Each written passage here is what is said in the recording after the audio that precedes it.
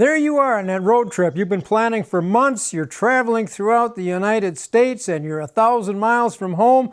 The last thing you want to have happen is be sitting on the side of the road, something wrong with your vehicle, at the mercy of the weather or some garage service facility you know nothing about, and lose a lot of time on your vacation and maybe cost you a lot of money.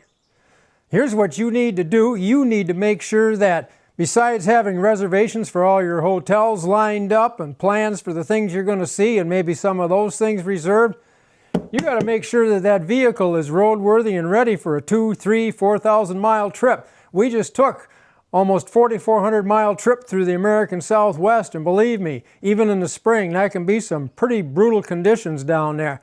And I made sure that this vehicle was ready to go. So let's walk through some of the things that I always do before we leave on a trip to make sure that I'm not hit with some unusual thing happening that just blows the whole vacation. My name is Fred, and this is our channel, New Venture, New Day. We focus on travel and events, both here in the United States and abroad. Before you dig into some of these things that I'm going to talk about today, you may not be that proficient working with a motor vehicle, electric vehicle, and you might want to have a service technician do some of this for you. But if you are familiar with the vehicle, you might be doing some of this stuff yourself already. The key thing is to have this stuff checked, or check it if you can, and get it taken care of. We're going to start right here in the engine with some of the basic fluid things that you need to check before you head out. Coolant is always a critical thing. You don't want the coolant low. You want the coolant where it's supposed to be on the line. Some vehicles like this one have a reserve tank up on the top with a max and min mark on it. You can tell from there how much antifreeze you need. And if you have to top this off, be careful doing it. Make sure you understand that there can't be any pressure in the system when you open it up and put it in.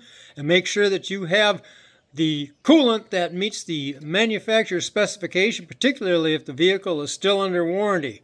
Again, this may be something you'll want someone to check for you in the garage, or you may want to do it yourself, but you certainly need to do it. You've got to make sure that this is topped off where it needs to be with the right fluid. Brake fluid. Again, depending on the vehicle, you may have a different kind of a reservoir up here. There are different types of brake fluid requirements for the vehicles out there, and make sure that you are dealing with the brake fluid that is meant for your vehicle if you top this off, if you're comfortable with doing it yourself. Otherwise, if it looks low and you want to have someone else do it, make sure they top it off with the right fluid. The last thing you want to have is the brakes failing if you're in a mountainous area and working your way down on a series of switchbacks with a sharp decline. Another simple thing that you're probably checking yourself periodically is the washer fluid. You don't want to be in the middle of a bad situation, snow or something, and run out of washer fluid. So make sure that's topped off before you head out. And if you do end up using a lot of it on your trip, make sure that you keep it topped off. If you have a super old battery, you may want to think about having it checked for load capacity, because especially on some of these newer vehicles, all the electronic controls, there's a lot of drain on the battery. Sometimes they'll only go a couple of years. So make sure that that battery is up to snuff. Again, in the cold or extreme heat, you can have some serious problems if your battery's not ready for the journey. The engine oil.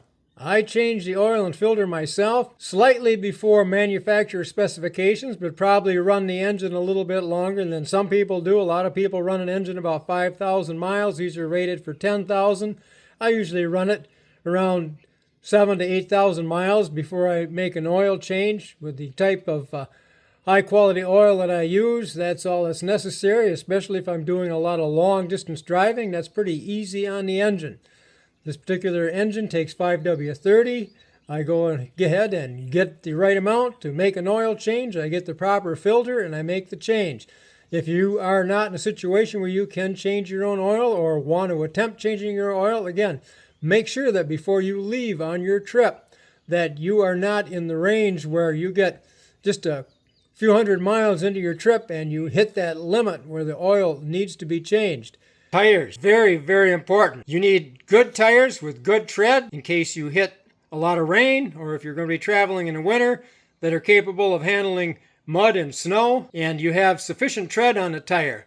And there are ratings for every kind of tire out there as to what is a safe amount of tread and what is the amount of tread that suggests you maybe want to change the tires out. You can buy a simple tire depth gauge, or you can measure it with a short ruler yourself and see if your tires are still in spec and see if you think that they're going to last the entire trip.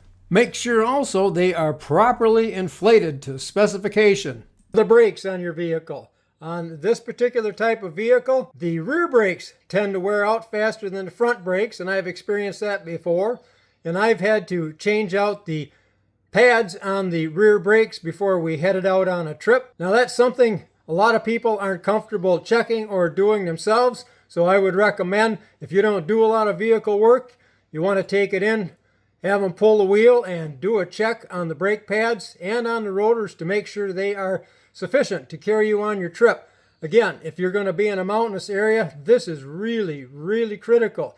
I have been in mountainous areas even with good ceramic discs, and coming down, you can heat those brakes up really fast. So make sure that those brakes are in good working order. For top performance when traveling, your engine needs to be able to breathe. You got to be able to get air to it for good combustion. This vehicle has just shy of 15,000 miles on it, and most recommendations are from 15 to 30,000 miles. Check and possibly change the air filter. This particular vehicle, it says every 30,000 miles. I'm going to check this one and probably replace it because it just came back from a trip through the American Southwest, traveling through desert areas on washboard roads, kicking up a lot of dust, and we went through the White Sands National Park. This thing is probably pretty dusty, so let's pull this cover and take a look.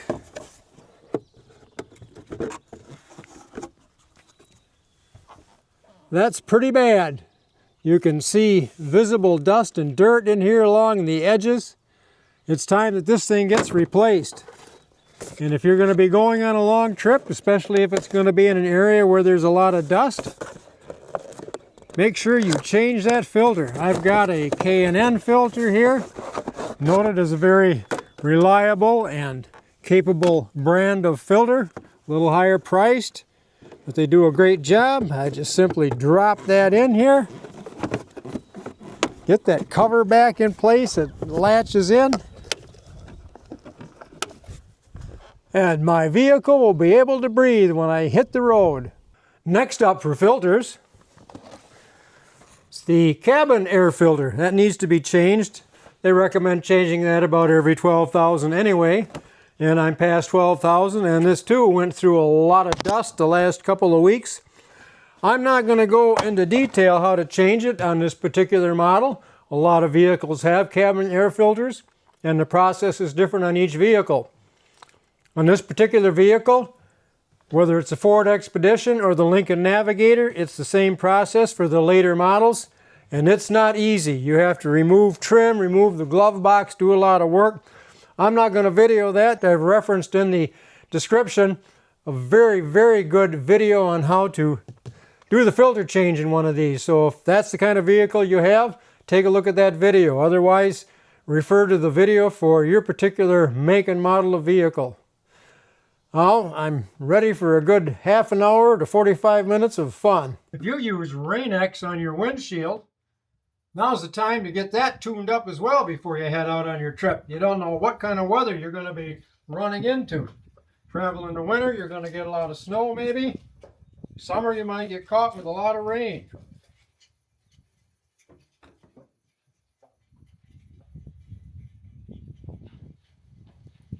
If you want to see more detailed information on how to properly apply Rain-X, take a look at my video on waxing and maintaining a vehicle on my other channel, Make This Your Project. The thing I always carry in the glove box is the notepad where I keep track of when I have changed things. Changing the air filters, I've got a special page for that, and I've noted on here the date today and the mileage when I change the filter, both the engine and the cabin filter. I make notes for tire rotation, brake pad changes, oil changes. That way I always can keep track of when I need to do it again. That covers most of the basic things that I check every time we go on a trip, and a lot of these things, if you're handy with a vehicle, you can check and take care of yourself. Some of the more complicated things like brakes, of course, like I mentioned, you want to leave that to a professional if you're not used to working on vehicles. Too much is at stake if your brakes aren't working properly. But these are the things that I do before we go on a trip. And last year, before we went on a long trip, I actually had to change out the rear brake pads, put in some ceramic brake pads. They don't make dust. They're better in the heat. They're just a better all-around brake pad. So if you have it done, make sure they use high-quality premium brake pads to do that replacement. I check everything except the AC on the vehicles that we have. I don't typically need to check the AC. It's working fine. If you're going to be in an area where it's going to be hot and you're going to need the AC and you've got an older vehicle and you've got some questions on it, take it to a service center and have them pressure check it and see if they need to replace any of the refrigerant in the system. That's something I typically wouldn't tackle. I do tackle that myself with a canister of coolant on the old plow truck, just to keep that topped off. But on a vehicle like this, oftentimes under warranty, I don't touch it. If you're going to be driving around 100-degree heat, you want to make sure the AC is working. Other than that, the other things I showed you today are pretty much cover what you need to have in line before you head out on your vacation. If you enjoyed today's video and found it had some useful tips for you before you head out on your long trip, please click like and consider subscribing. That way you'll be notified when we have other new videos come out to talk about our travels around the U.S. and abroad. I want to thank you again for watching, remind you to enjoy your travels, and take care.